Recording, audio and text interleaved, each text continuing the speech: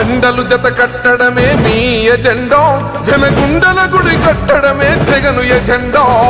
బలిరా బలి బలిరా బలిరా, పులి వెందులలో పుట్టిందా పులిరా.